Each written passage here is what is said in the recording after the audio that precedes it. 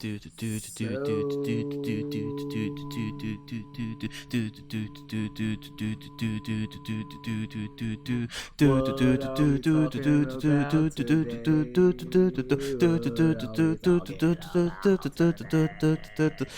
ahead jokes.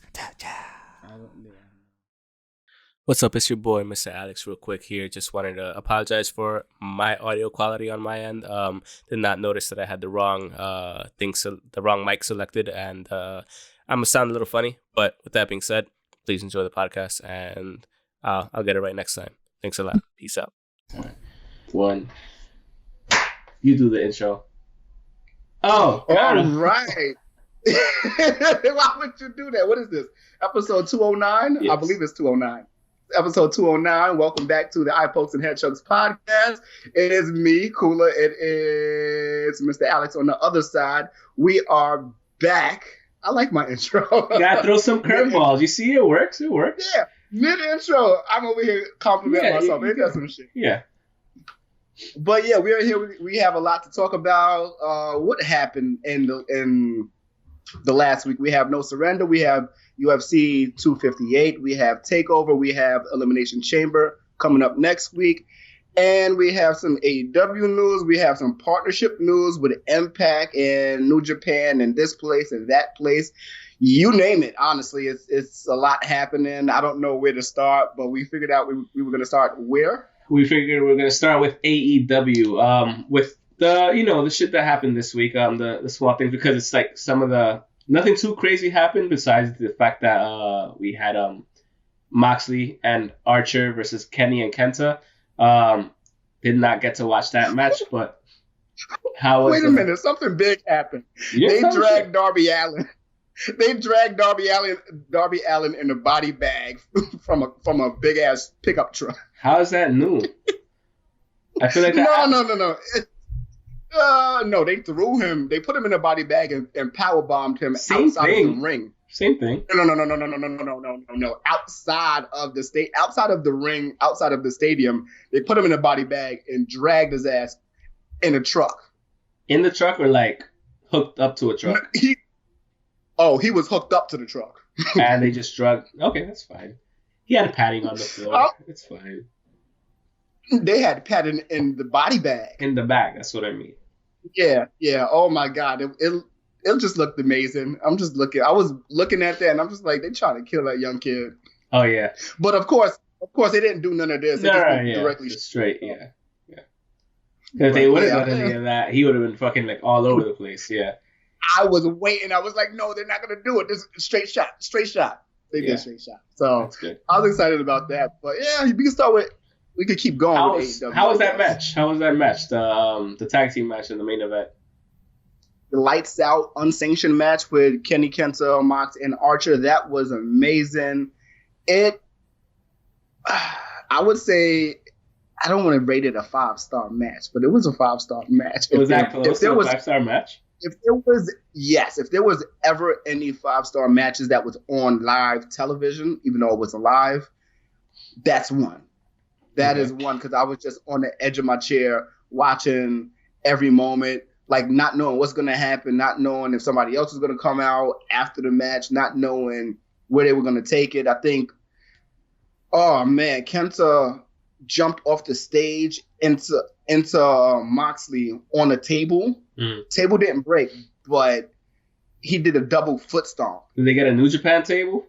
Did he bring one all the way from Japan for that? Because I mean, it still had like the covering on it, so you couldn't see. But I'm gonna say it was a New Japan table. Yeah, I agree with that, because that shit ain't break, it ain't budge. The shit just moved over and flipped over. That was it. Like, shit was tough. That shit was tough, like a fucking Ishii match. Like, that's how tough it was.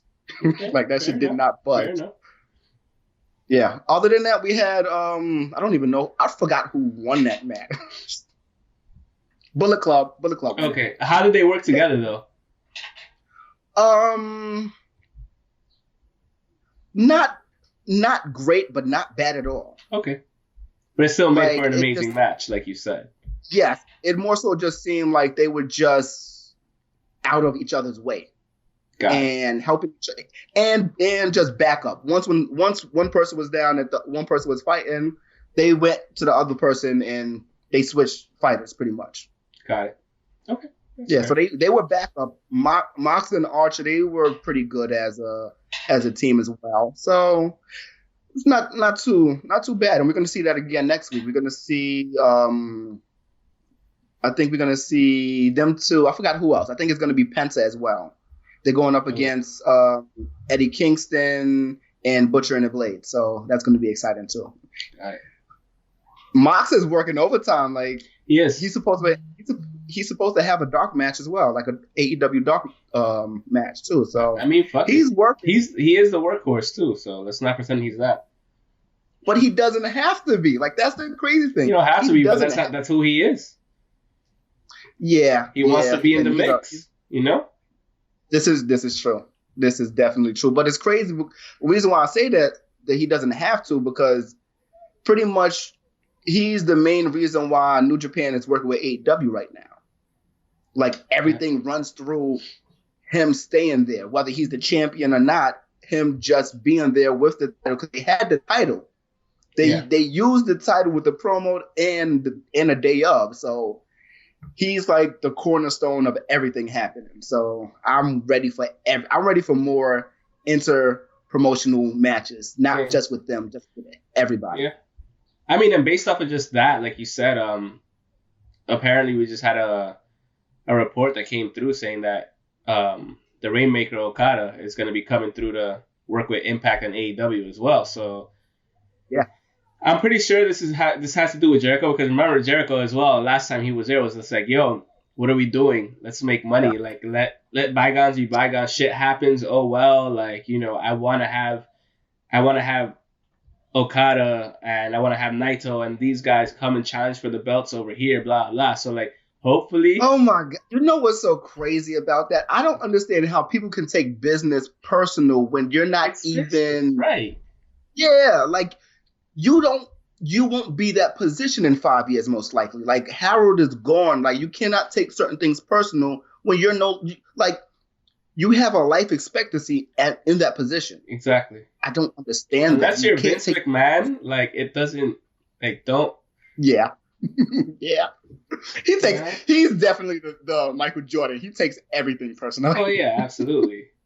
and I get why. Like I understand, but at the same time, it's just like, you know, you could have had this partnership going a long time ago. You could have been making a lot of money a long time ago already. So it is what it is. Oh like, my shit God! Happens. Just the idea of the Jericho cruise and why it didn't happen, and when Jericho first brought it to him, whatever year that was. Yeah.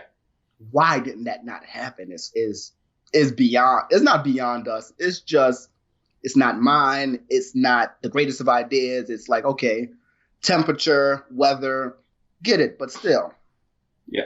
Pre-record some shit. Either way. Facts, exactly. You're doing it now, right? Like you're pre-recording shit now, so like, yeah. Exactly, but now they didn't think about that. Like now they're forced to. But yeah, let's stick with AEW and Jericho and the Inner Circle. Sammy has left, apparently. He said So why? Why did he leave? Continue. I'm just.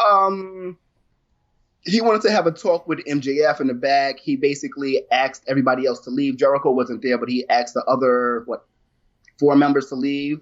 Wardlow, Hager, and PNP. He asked them to leave. He just wanted to speak to MJF solo, and MJF pretty much tried to get him to say some crazy things. He said, "Oh, I think you're just jealous of Jericho. I think you're jealous of Jericho."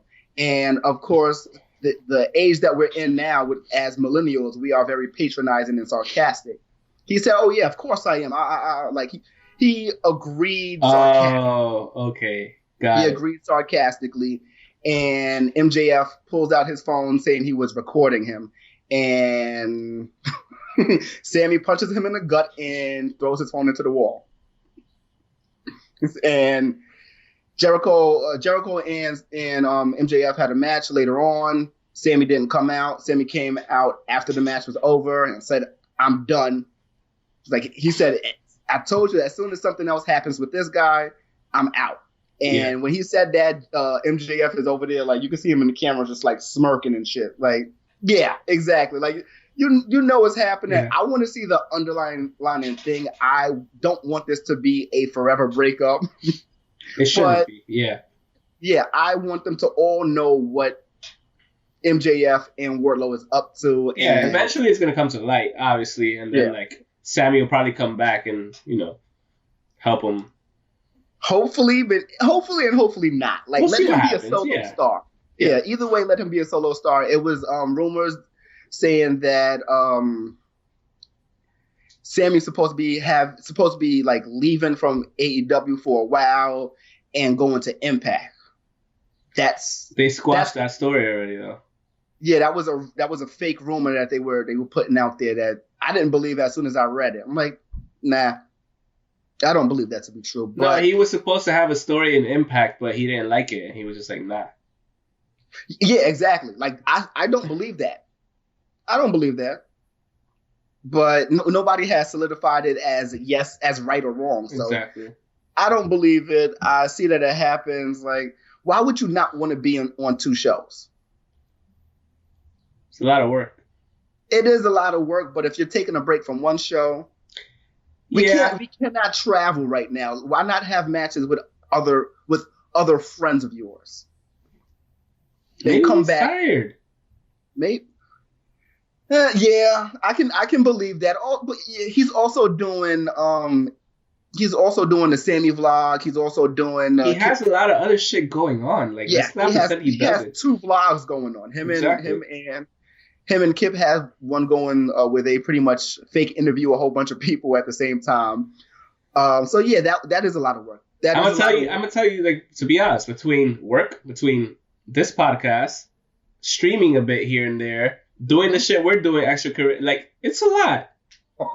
It's a lot. Like, let's be honest. It gets to us. It gets to it. So like, you have to find a way to like manage all that shit. So if he needs to take some time off for some shit, then let him take some time off. If he doesn't want to go to Impact because he didn't like the story that was being put forward, then that's fine too. Like, you don't have to accept have creative control. Who? AEW people. But yeah, it's very different when you're in the middle of a partnership. Yeah. It's not that much creative control. Exactly. You can give some input and you can say, I don't like it, but you have to have a resolution. Yep. If you have a problem, have a solution. Yep. That's what the world is based upon. You can't say you have a problem with something if you don't have a solution. You're just a problem. By the way, random ass side note, just stand up real quick. I want to see your shirt. I see the NES controller. Yep. That's dope. That's lit.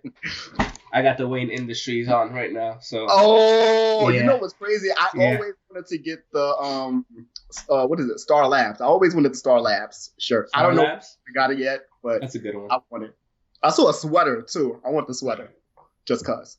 Sorry, I'm just trying to refocus my camera again. That fucking shirt. Right. Now you have to fucking refocus. I know. I do. I gotta do this again. There you go. Bring it back. Yeah. No, it's not focusing. God damn it. It's sure enough isn't. Slower. It just hates you. Yeah, well, while you do that, you figure that shit out, and I'll keep talking because there's a lot more with Inner Circle and Sammy. Oh, well, not Sammy, but Inner Circle and PMP. And if y'all see this box around, it's because it's my camera. He thinks he's Cable. Ignore the eye tracking and all that shit right now. You think you're Cable. I wonder if it's actually gonna pull up on the YouTube. If it doesn't, cool. But if you can't see it, it's just the camera. So. But the cross is right at your eye. That is really cool, right? It's like yeah, that's why I'm like you. If you had a scouter, oh shit, that would be so dope. Okay, so that's two nerd ass references: Cable and fucking Dragon Ball. Yeah. Either way. So yeah, MJF and Jericho are going to be at Revolution, going against whoever has the tag team titles that night. Because I say that because there's a match with PNP and the Young Bucks this week. So that'll be great to see that turmoil go, like the promos, because that's 2 weeks from now. Yeah. No, a week.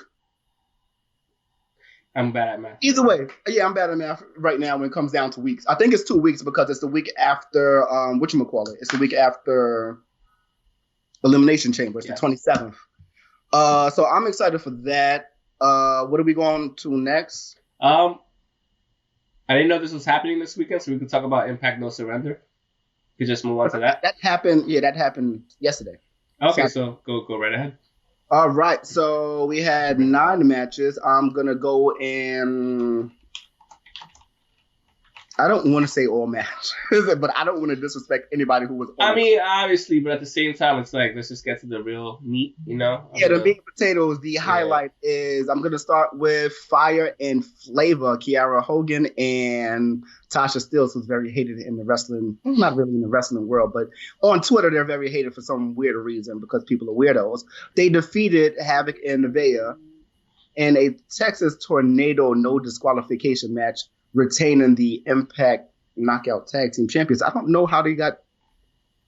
I don't know how they. Oh, it's a no disqualification match. Okay, cool. Either way, Fire and Flavor, I love it. TJP defeated Rojit Raju in the singles match for the Impact X Division Championship. So he's TJP again. He's not. He's not Manic. Mm-hmm. TJP will always be Manic. No, but I mean, like, you know, within the storyline. yeah. Well, no, not storyline. I think it's pretty much Fiend Bray Wyatt-ish. Kind of, but not really. Like, no backstage promos with him being super crazy as Manic. But as far as the matches go, where he just, whatever the storyline is, he can be whoever at the moment. But him and his persona holds the titles. Gotcha. I think, yeah, that's what our number 2 favorite shit, baby. Shawn Michaels number 1. Shawn Michaels is number 1 for sure. Yeah, he's number 1. Absolutely. So yeah, he's number 2. Him and Leo is like a close number 2. Yeah.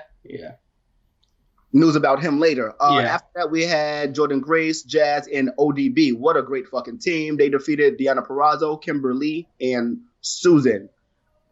Man, it's so funny. It's like Deonna Purrazzo, Kimberly, and Susan. It's like I love the gimmick. I love it. It's like it's her third gimmick. It's Susan. It's Su Young. Wait, so that's Su Young. So what the fuck is Susan now?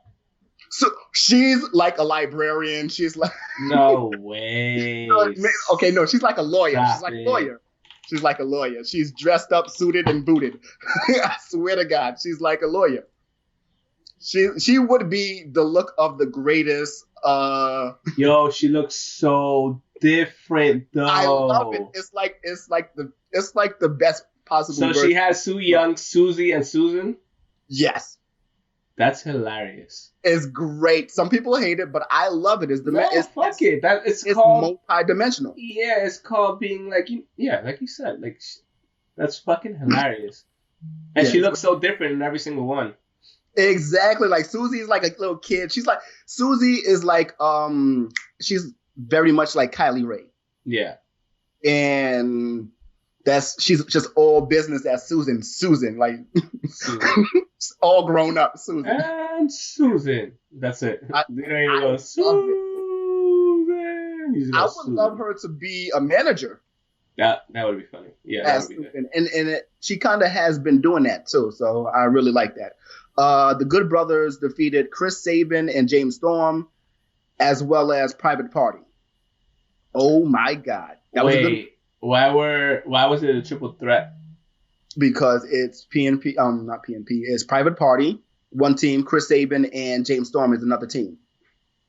I know that, but I'm just saying, like, I thought it was just a one-on-one opportunity for Private Party, not a triple threat. I didn't keep up with. So something happened that made it okay. Something happened last Tuesday where they made that decision. So yeah, and even I think it was Marcus Quinn. He said, "Why are you in the title picture if we beat you guys already?" But gotta defy the odds with it being an Impact title and it being an Impact show and 2 Impact teams, I guess. So it was a really good match. I love how aggressive Matt Hardy is with them. He's aggressive like version 2 Matt Hardy. I like it. Yeah, a little bit, even a little bit more aggressive than that. Like he's aggressive with them, grabbing their faces and like yelling at them. Just go back in there, pretty much. Yeah. Pretty much, yeah. Like it's really good. I like the match. The match was really good. I don't want to spoil it for anybody, but a lot of big spots. Good Brothers are the. I mean, a lot of people graded that shit at A, and like a 4 out of 5. So, yeah. Yeah. After that, they Matt Hardy's not answering their calls, but one of them said on Twitter, "We're sorry. What if we could get the Ring of Honor titles against Lethal and I was going to say Jay White, Lethal and Gresham? That'll be another great thing because no one talks about Ring of Honor. No, people stop talking about Ring of Honor. It's not that no one talks about it. People haven't talked about Ring of Honor in the same light, being that the whole year they pretty much took off the whole year. They took off a year, and that's it's understandable. It's understandable, but detrimental at the same time, like you were saying. Yeah. So they should have did like a whole bunch of highlight matches and shows and reminders, and all they should have done was pay-per-views. If they could. Like if they would have just had like 2 or 3 pay-per-views throughout the year, just to keep the name rolling at least. Like, Ring of Honor's having a thing. Like, like I said, they should have utilized the dojo that way if they could have, or even got another location, which they do. They have a location. By LaCroix. Sorry, continue. I just like doing dumb shit. I mean, I have Nestle over here. Good water. But yeah, I mean, technically, we could be brought to you by Nintendo and by Wayne Industries. So I mean, we are. It's fine. Continue. Pulls off. Yeah, that's something that could be happening. I want to see that. I love the fact that people are actually using Twitter to talk and integrate other companies, which only other companies can do that outside of WWE. WWE can only do that with their 3 brands. So, hey, there's that. Anyway, back to Impact. We had Rich Swann defeating Tommy Dreamer on his 50th birthday. I had to say that it's a birthday gift. No. Yeah, I was just reading into it. I know. Yeah, because we spoke about this. I think last week, the week before, whether it was on the pod or not, we spoke about it. How we feel about Dreamer. Dreamer should just be. How did he do? Because from what I'm reading, he did really well. Yeah, he did. Yeah, okay. Dreamer is no slouch. When he has to stop, he's gonna stop. I believe that. He didn't do bad. Everybody loved it. It was a really good performance, and Swann did amazing too. I'm just laughing at the end where fucking Moose came in and fucked them both up. That's it. Honestly, that's it. I don't know why Moose and the Choo-Choo. I still don't know why he does it, but hey, Moose and the Choo-Choo, right? Maybe this will work for Moose. Let me stop before he kills Moose. That's all him. No, you remember Scary Movie 2? Yeah, I remember, but either way, no disrespect, we love Moose. It's just I don't get the Choo-Choo. Either way. All respect. Love Moose. Multi-talented, former quarterback, linebacker? I don't know. I know just not footballer. Yeah. Big motherfucker. Only nice things to say about him other than the gimmick stuff. And even the gimmick stuff. Nothing real problematic there. Yeah. Either way, let's get off of Impact and No Surrender. After this one point, Finn Juice will be at Impact this Tuesday, who we all know from New Japan. So that's a partnership that everyone's really going crazy about, and everybody is just going crazy about all the partnerships that's happening and should happen, and all the matches that should happen. But all every last brand possible, honestly. Because New Japan has not killed their partnership with Ring of Honor. AEW still has the partnership with NWA and AAA. So it's a million things that we can see. It's a million things that we want to see. I'm excited. Should be good. I am excited. I mean, either way. Hey, keep it coming. If Spin Juice pops up in AEW too, fuck it. You know? You never know. We put that face with they need a tag team division. Who? AEW. They don't need a tag team division. We don't have that many tag teams. They pop a pump. Holla if you hear me. Can you hear the siren? Moving on. Oh, yeah, I can hear it. Moving on, we have NXT Takeover Vengeance that we'll be talking about. Pretty good pay-per-view overall. Short 2.5 hour pay-per-view. To begin with, we had Dakota Kai and Raquel Gonzalez defeating Ember Moon and Shotzi Blackheart for the Women's Dusty Rhodes Tag Team Classic. And they are the champions of that. It was a really, really good match. Really good match. Johnny Gargano defeated Kushida in a fucking awesome match, too. This is why I love NXT. Wrong winner. Absolutely wrong winner. Kushida should have definitely won. I forgot. I haven't seen Kushida wrestle in such a long time. And, watching him again, it's just why'd you leave New Japan, bro? You need to be part of the Super Juniors. You need to go back. We say that, but we all know that New Japan is very taxing. It is, absolutely. On the body. Absolutely. On the body, it's very taxing. They do tag team matches all the time. Yeah. Even though it's very taxing with WWE, it's just not taxing at the moment. Because there's no house shows and things like that. Yeah. The schedule is very taxing, but the matches are taxing in New Japan. So because you're...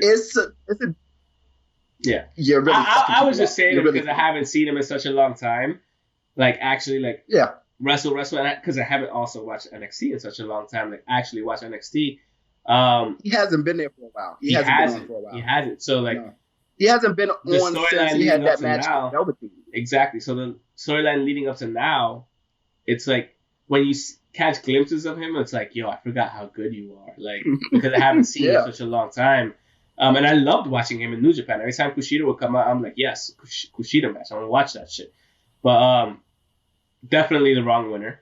Johnny Gargano should have definitely lost. We should have had the first ever Japanese NXT North American champion, as he said. So, after that, we had MSK defeating the Grizzled Young Veterans for the Men's Dusty Road Tag Team Classic final champions. I was happy. So, there you go. I was happy. So, MSK. The Rascals. That's what I thought. I was is that the Rascals? Mm-hmm. Yes. And they won that. They haven't been there for that long. And the fact that they won it already. They've been there for maybe about 2 months. Yeah. It's maximum 2 months. So, for the fact that they already won that shit and they get a future, title shot, that's fucking awesome. Even though they didn't take Trey Miguel. Guys. I was I know these two guys. But, I was there has to be. I forgot the name, but once I saw it, I was I know these guys. That's why I was waiting to ask you.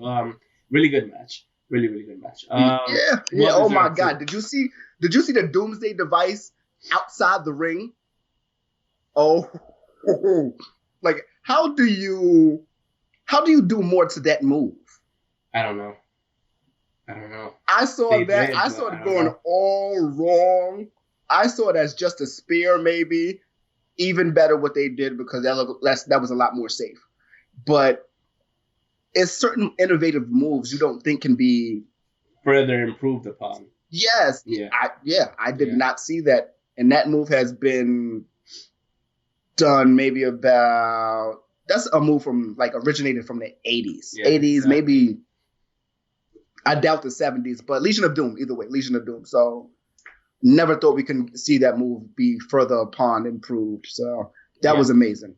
After that, we had triple threat match for the NXT Women's Championship. Io Shirai defending her title against Mercedes Martinez and Toni Storm. A great match. I think it was too short.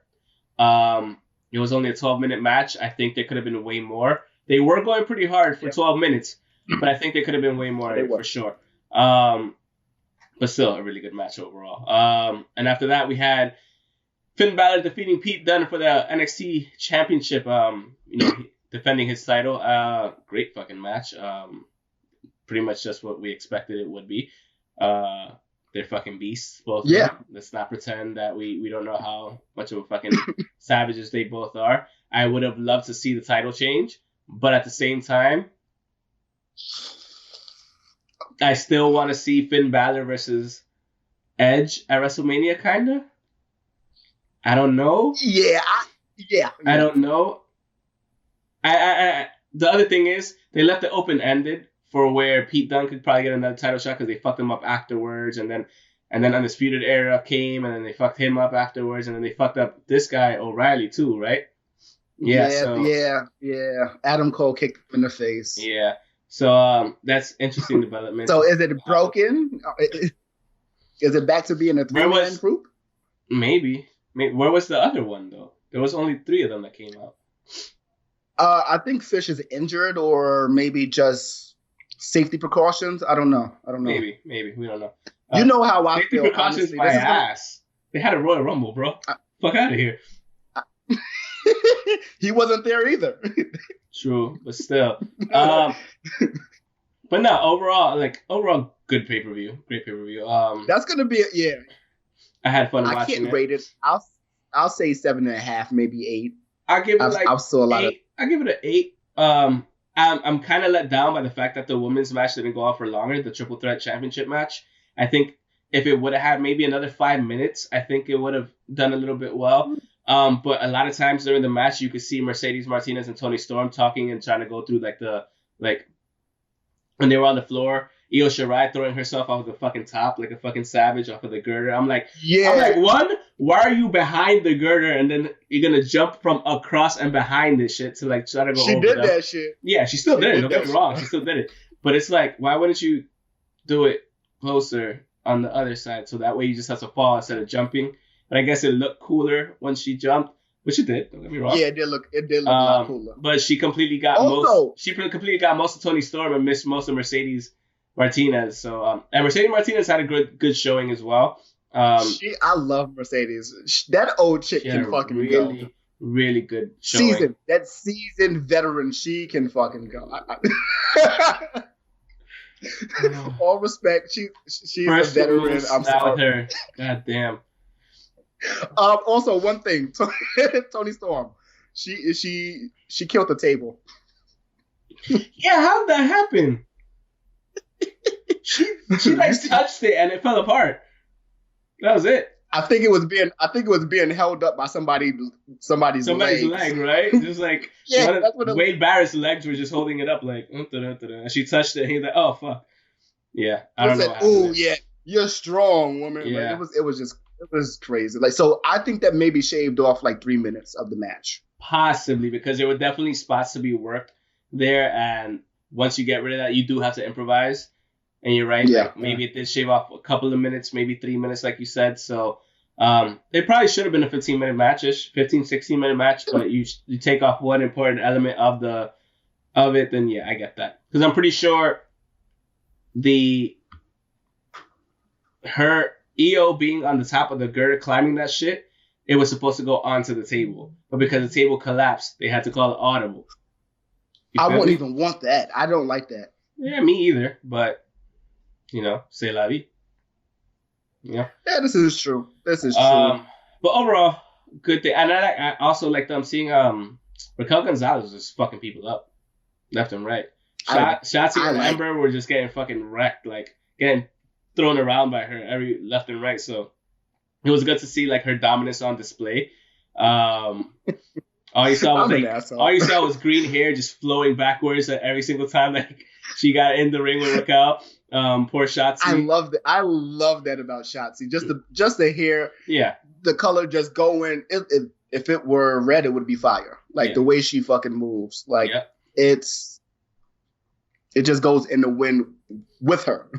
Yeah, it does. Oh, last thing to talk about. Do you have anything else to talk about with NXT? With NXT? Nah, we're good with NXT.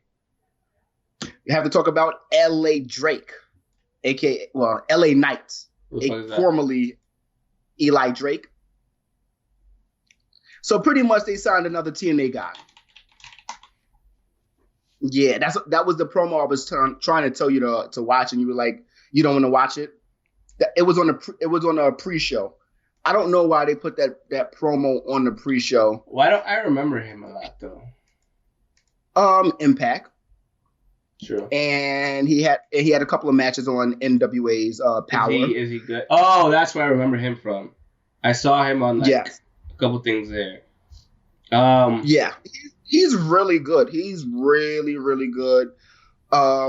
He could have signed with anywhere, he signed there. So you already know how that goes. It's a contractual agreement with whatever happens, whether it's a name change, not using the name change. How do you feel about that? How do you feel about a name change but still using the same gimmick? Because it bothers me. It bothers me a bit. It does a little bit, but not really, because I know that's the business part of it, and I do like the idea of solidifying two different names. Yeah. I do like that because it's still the same gimmick. I just like I'm okay with it, but if you're gonna change the name, change the gimmick, or not. Don't change the gimmick completely, at least, but like have a variation of it. But overall, I think to run around. It's hit or miss. Not, right? It's hit or miss. You know, like it could work, it might not work. So yeah. Sometimes it's just annoying where it's just like, okay, yeah, why? Because everyone's gonna kill that idea. Oh, why would he go over there? Why would he name change? Everyone's still up in arms about Aleister Black changing his name. We weren't that into him, but in the Indies he was Tommy Black. He was more so in the UK or the other side of the world.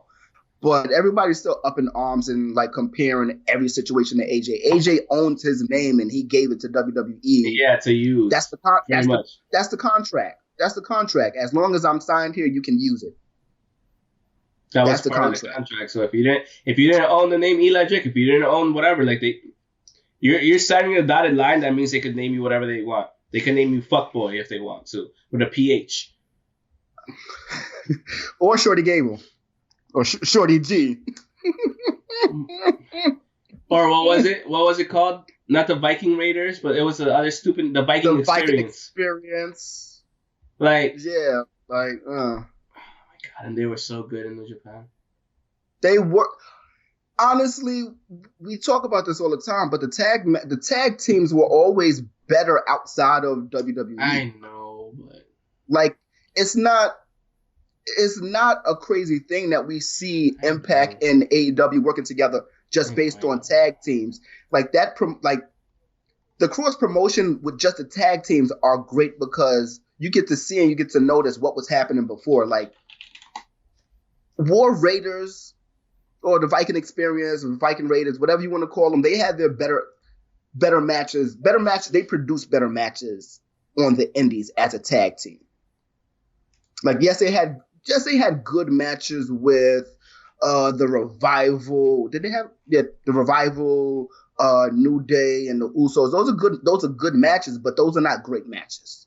Those are not Young Buck matches. Those are not field matches. Those are not.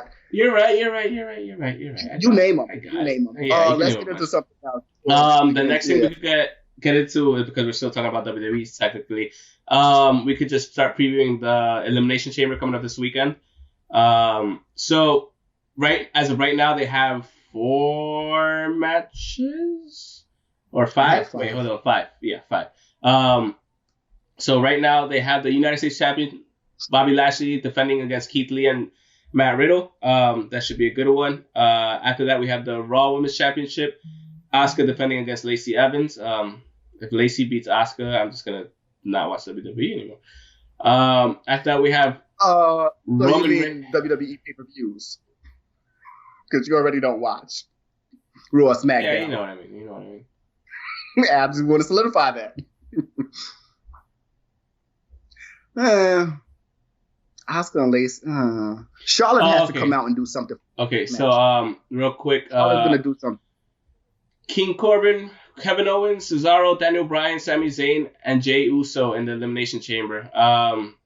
Apparently Roman Reigns was supposed to defend it in the Elimination Chamber. I wish he kind of would have, because that would have solidified him even more as a badass. But Paul Heyman, being who Paul Heyman is, managed to get him out of defending the title inside the Elimination Chamber by stating his contractual obligations were only to defend the title at the pay-per-view itself, not inside the actual structure. That's good management. That's good fucking like law. He's a bullshit right fucking there. lawyer. Exactly. So I think his parents were lawyers. I mean, so, you know. yeah. So You learn. that's a Universal Championship match that's gonna go on later. So he pretty much gets to beat down on an already beat down fucking person, which is great. That's kind of shit. Watch it, BJ Uso. Watch it, BJ Uso. I would not be mad at that. I would not be mad at that at all. I kind of want it to be. Everybody kind of wants it to be. Everybody wants it to be Cesaro. Cesaro deserves it, and at the same time, Cesaro, his contract is up after WrestleMania. Yeah, so he cut an okay promo. It was good. It was very intense on SmackDown. Everyone's loving it. I am not of that group. It was I love the passion in the promo. And during moments of passion, yes, you do stumble over your words at times. Yeah. But it still sounds to me like the promo that he cut years ago on Raw. It connects with passion, but it just doesn't connect. I mean, some people just don't have. Some people just can't. It just doesn't work sometimes. And the thing is, like, if you watch him in other stuff, if you watch him deliver regular promos, like, he's fine. If you watch him in Up, Down, Down, Down with fucking, he's fucking awesome. He's fun. He's like, the thing is, once you try to get serious, like, I don't think he just ever captured that. You know what I mean? Like, it's just that one little. So it's fine. I'm okay with it. I want Cesaro to win. But I do still want him to win. I would love for him to have a manager. That's the one thing WWE is really, really missing. Like, yes, we love Heyman, but Heyman doesn't have anyone to go up against. Yeah, exactly. Like, we love Heyman because he's one of one, and he's being utilized as one of one, not just the icon that he is, but he's being utilized as the lone manager across the board. So the same. What Lacey and Flair are doing is no comparison at all. No. He's just in her corner. Yeah. It's not the same thing. He's just in her corner as a horny old man, pretty much. Pretty much. That's the gimmick. I would have loved if, like, they would have given Paul Heyman, like, a bunch of people to do at once. Pretty much like his own clique, like he manages everybody at once. They did that once. They tried to do that at once. But, I mean, he's always better with just the one. Don't get me wrong. But, you know. You honestly do have to minimize how much we see him. So I get it, but more managers. And the last match is the WWE Championship match. Drew McIntyre will be defending his championship versus Randy Orton, AJ Styles, Jeff Hardy, Sheamus, and The Miz in the Elimination Chamber. Should be a really good match. Don't you wish you had a fucking Miz don't have to do right? Miz doesn't have to do anything. He's just always there. All these motherfuckers are former champions. Every single one he's in there with is former champions. At least one time. At least, yeah, exactly. So that's gonna be a good match. I love personally watching Elimination Chambers. Those are some of my favorite ones to watch, especially like the first one ever. Like, cause it just gives you that nostalgia. Like, holy shit, like Bischoff was a fucking nut. But Bischoff is fucking crazy to think of this. And we're not gonna get a women's version this year. Okay. We might. Not entirely sure, but they should. I don't see why not. It should be a cross brand. It should be 2 and 2 and 2. Agreed. That's a good idea. It's a very good idea. Not gonna lie. Idea or even man tag here. No, I'm saying the idea man here. Like, shit, look at you. Yeah. He's a shit. Look at me. Look at me. I'm doing it. I can think. It's like that. It's like that. Paul Rudd gif when they're talking back and forth. He's talking to himself. He's like, "Look at us. Yeah, look at us." And it's like just him talking to himself. But yeah. So yeah. The hot ones. Yeah. Hot ones. I think so. I'm not entirely sure. But yeah, that looks like that's what they have for Elimination Chamber. They most likely might have an Intercontinental Championship match. They might have a SmackDown Tag Team Championship match. Maybe a Women's Championship match. Who knows? But it'll be interesting. So far with those 5 matches right now, it looks pretty good. And like I said, I like watching Elimination Chamber because just it's an Elimination Chamber. So we can move on to UFC 258, and this is what we're gonna be ending with. So I didn't. No, I'm not gonna lie. I saw quite a few of it, of at least the main card. Fuck you. So we're gonna run through the card. At middleweight, we had Julian Marquez defeating Maki Pitolo in a submission, round 3, which was an amazing comeback submission. Like, let's be real, that shit was fucking awesome. He almost tapped quite a few times, and he should have towards like the end of certain round 1 or 2. But like the way he reversed it, got the hit, and like ended up getting the submission was fucking awesome. And then how he rolled over, and then he just held his arm with his leg. Yeah. Oh my God, it was amazing. It was great. And he was taking crazy shots. He was taking punishment, bro, but he didn't give up, and he went through. Yeah, and he got the submission. They had crazy nicknames. Yeah. Was the coconut cannon or some shit like that? Yeah, Maki Pitolo, because that motherfucker punches, bro. You saw the domes. He was rocking the shit out of him. And the funniest thing to me, the funniest thing to me was like afterwards how he asked Miley Cyrus to be his Valentine during the fucking thing. That shit had me dying. That shit had me dying. After that we had. After that, at featherweight, we had Ricky Simon defeating Brian Kelleher in a 3-round decision win. After that, we had Kevin Gastelum defeating Ian Heisich in another 3-round decision win. After that, we had another 3-round decision win for Alexa Grasso in a fairly good overall, well-fought match. It was back and forth, but it wasn't back and forth. It really wasn't. It looked like it was because Macy Barber was busy, but she wasn't actually doing as much. You know what I mean? Yeah. So, Did she have takedowns? I think she didn't have a takedown. She had 3. I don't remember Macy Barber. I don't remember exactly. Alexa Grasso just looked better the whole way, pretty much. This is around where I actually started watching. Bad. No, she didn't.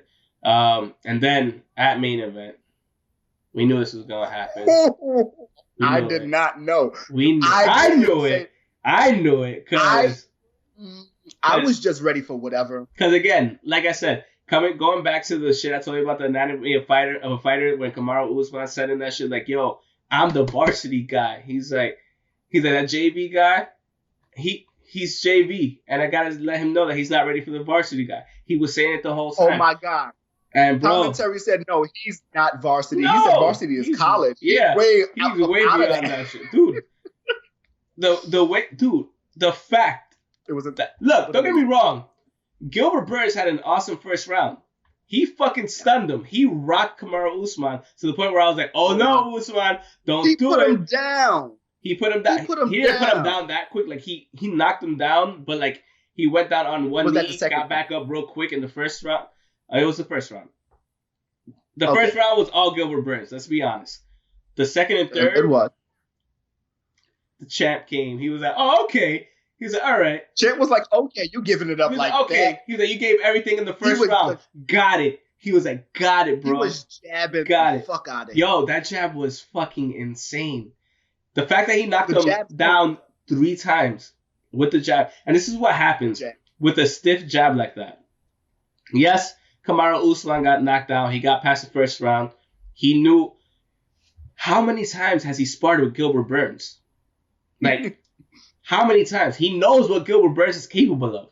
He knows, and he knows he could hit. He knows all that shit, but he's like, yo, he's going to gas himself out. It's his first championship fight, blah, blah, blah. And he did. And he gassed himself out. By the beginning of the second round, I saw Gilbert Burns' mouth was already open a little bit. I was like, oh, you tired. Bet.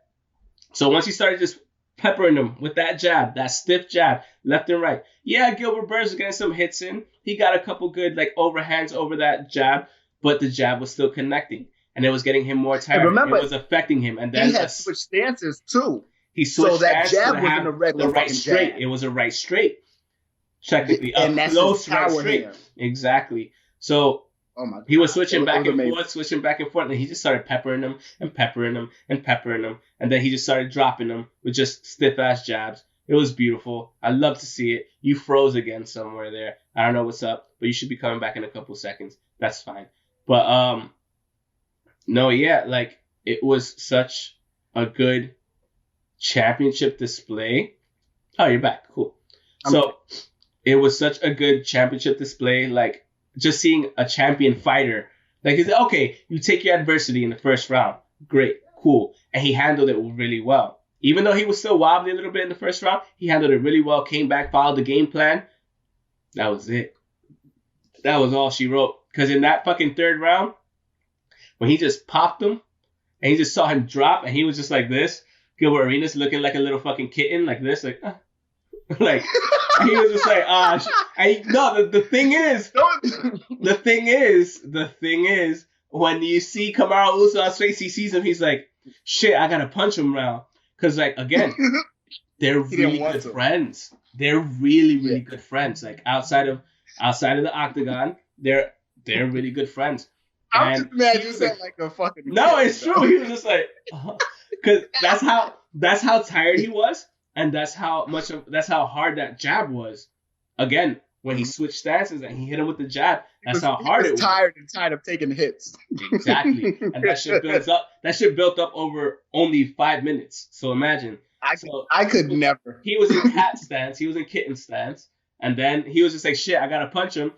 Threw down, just punched him, started wailing on him, and that was it. Like, cat stance is fucking hilarious. That is the clip that we put up on YouTube. Oh, there's plenty of clips from this one from you talking shit about Moose and Mercedes. So yes, yeah. I'm sorry, Moose, and I'm sorry. It's fine, Mercedes. For me, kitten stats, that's fine because that's how he looked. He was like a kitten, like, oh shit, oh my god, what happened? So, but yo, champions be champions. Put him up. Champions be champions. Kamaru Usman is a fucking beast. Hasn't been defeated in the UFC. Masvidal been talking shit. That's the problem. Masvidal been talking shit. So when you talk shit like that, you best know. What? Because this is my thing. This is my thing. Masvidal already lost, bro. He already lost. You got beat by somebody that had a shattered nose, and he still couldn't beat him. Fuck out of here. He said he didn't have a long enough training camp. I don't give a fuck. Look, the excuse, that's a bullshit excuse. You have to get ready for the animal that Usman is. Not even that. You want to know why? If he didn't want the fight, you didn't have to take it on 6 days' notice. Now you're complaining about it. Exactly. You made a choice. Exactly. You made a choice, live with it. You made a choice, live with it. Even if you get your 6-week camp, you still gonna get fucked up by Usman. Don't matter. Yeah, I don't know what I'm doing over here with my shoulder. Yeah. And, I mean, with your shoulder stuff, I don't know what's going on. But with that, we should probably just get out of here. I gotta go take some meds. 3 things real fast. Just 3 fast things. So the women's tournament that's for AEW, that's going to be on YouTube again, like I knew it was. Why don't you talk about AEW stuff during AEW? Why do you always do this? We ran through it kind of fast. That's why. Cody has a torn rotator cuff. Oh. He's still. It's only torn. It's a light tear. So what? And I know. Cody says he's not going to be missing in action because Cody is a fucking animal. So I like that. And lastly, MLW had a title unification match. It was between their world middleweight title and the AAA cruiserweight title. That's Leo Rush versus Laredo Kid. Ooh. A good 12, 15-minute match, I believe. I forgot. I actually watched it earlier today. Really good match. So yes, Leo Rush has both titles, and that's a good partnership right there. So we can possibly see Leo Rush in anywhere, honestly, because AAA still has a partnership with AEW. AEW has a partnership with everybody else. So I'm looking forward to seeing that. And apparently King Mo is going to be on MLW later this week, I believe Wednesday. Either way, that is the end of the show. Bet. That's all we have. Yes, it's episode 209. Thank you guys for being here with us. I guess I'm taking the reins. Yes, I can do it. Okay. I can do it. Go ahead. I got this. Let's see if you remember the social order and all that shit. Let's go. Of course not. I'll get comfortable. Of course not. I'm get comfortable. Go ahead. No. You got to help me out with the socials. Oh, okay. Either way, Right. Either way, this is the end of the show. I'm Kula. That is Mr. Alex on the other side. Thank you guys for being here with us. Follow us on all of our socials. We are on, you name it. We are on Patreon. All right, let me just do it. All right. You can follow us on Twitter at PokeShokes, myself at _Mr. Alex25 _ the guy on the other side at NU_KEWLA, Facebook.com/PokeShokes, Instagram at PokeShokes Podcast. You can listen to us on Spotify, Apple Podcasts, Google Podcasts, Stitcher, and Transistor FM. Also, check out our merch on Redbubble, Threadless, and Teespring. We're on Twitch. We are on Twitch. I'm working on it. Because we're going to be moving to a live format hopefully soon. I'm still working on it. I got to get some ducks in a row, and we'll get there. We'll do it live. We'll do it live. Ducks. Exactly. We'll do it live. So, yeah. Hello, Riley. Facts. Nah, fuck it. We should just get Bruce Buffer's fucking... Oh my God, we didn't talk about 25 years of UFC Facts. with him. Congratulations. He's the man. So happy. That shit does not... I'm so happy. It's not the same without him, obviously. So, if you don't have Bruce Buffer, what's the point? Blazers. The Blazers, man. The Blazers. He be honest. I was mad. I was kind of mad last week when he just had like a regular tuxedo blazer. It's like, yo, what happened to all your style out? Night. Exactly. Yeah, it is fine. But yeah, still, show out. Either way, congratulations, Bruce Buffer. And, have a good one, everybody. Thanks for joining us again. And we'll catch you guys next week. Peace out. I don't know what that was. Yeah, I don't know either.